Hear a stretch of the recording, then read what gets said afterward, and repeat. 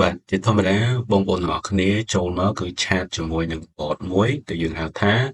AI Business Advisor បាទគាត់គឺជា bot មួយដែលពូកែមែនទែនដឹងរឿងច្រើនបាទសួររឿងអីក៏ដឹងសួររឿងអីក៏ដឹងដែរប៉ុន្តែដោយសារតែគាត់ច្រើនមុខពេកអញ្ចឹងការឆ្លើយតបរបស់គាត់ក៏មិនសូវជាបានក្បោះក្បាយនៅពេលដែលយើងផ្ដោតទៅលើប្រធានបទណាមួយដែលវាច្បាស់លាស់ហើយអាចថាតាក់ទងជាមួយនឹងជំនាញបច្ចេកទេសណាបាទចឹងដើម្បីសួរជីកឬជីកគល់ទៅលើជំនាញបច្ចេកទេសតើបងប្អូនទាំងអស់គ្នាត្រូវសួរជាមួយនឹងបទអ្វីបាទចឹងខ្ញុំសូមជម្រាបជូនបងប្អូនទាំងអស់គ្នាដែរថានៅក្នុង Game Master AI គឺយើងបានរចនានៅបទច្រើនមែនទែនបាទនៅ AI ដែលជាអ្នកប្រាជ្ញខាងផ្នែកជំនាញបច្ចេកទេសមួយហ្នឹងគឺច្រើនមែនទែនបាទអញ្ចឹងយើងទៅរកគាត់នៅកន្លែងណាបាទយើងទៅរកគាត់គឺយើងមករកនៅកន្លែងនេះ Chat AI Expert បាទយើងคลิกកន្លែង Chat AI Expert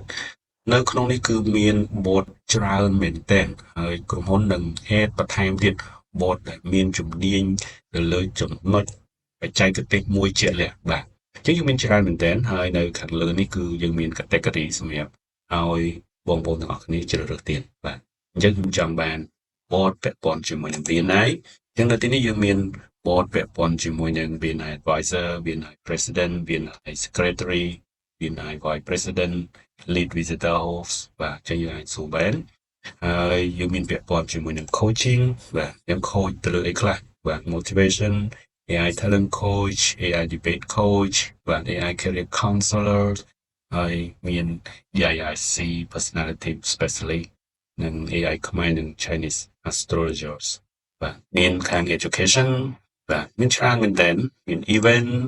បាទមាន executive management មាន finance មាន health បាទ IT marketing policy real estate បាទគឺច្រើនមែនទែនបាទហើយបើសិនជាងាយដូចថាចង់ស្វែងរកលឿនណាយើងអាចចុចកន្លែង AI នេះ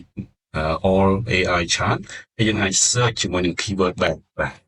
ឧទាហរណ៍ថាខ្ញុំចង់រកអ្នក academic បាទទាំងនេះ filter ឲ្យលឿនមែនតើ AI academician បាទសម្រាប់រៀបចំកម្មវិធីសិក្សាអីផ្សេងបាទជាពិសេសនយោបាយកម្មវិធីអីយើងគាត់អាចប្រើប្រាស់ជាមួយនឹង bot មួយនេះបាទអូខេអញ្ចឹងមានប៉ុណ្ណឹងសម្រាប់បងប្អូនដែលឆាតទូទៅបងប្អូនអាចឆាតជាមួយនឹង business advisor ហើយបើចង់ឆាតចង់សួរជីកឬជីកគល់ទៅលើប្រធានបទទៅលើជំនាញបច្ចេកទេសណាមួយអាចជ្រើសរើសឆាតជាមួយនឹងAI expert សូមអរគុណ